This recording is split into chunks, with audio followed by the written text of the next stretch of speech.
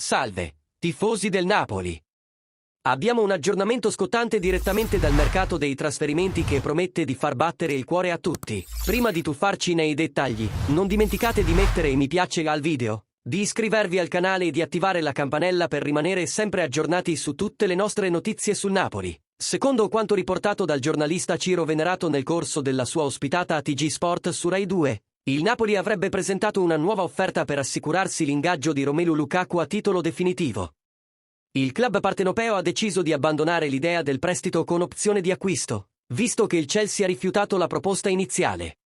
Ora il Napoli ha offerto 30 milioni di euro, più bonus, da pagare in 3 anni.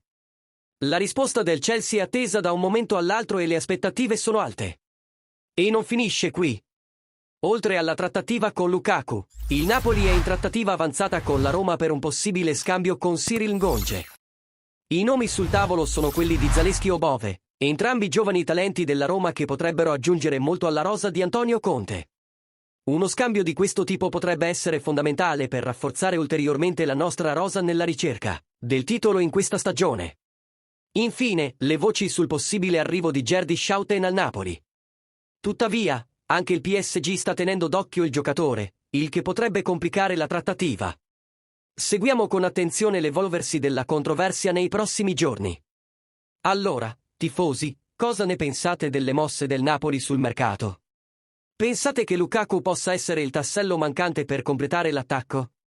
E per quanto riguarda lo scambio con la Roma, chi preferite, Zalewski o Bove? Lasciate le vostre opinioni nei commenti, vogliamo sapere cosa ne pensate. Non dimenticate di mettere mi piace al video, di iscrivervi al canale e di condividerlo con altri tifosi del Napoli. Seguiamo insieme ogni passo della nostra squadra verso il successo. Forza Napoli!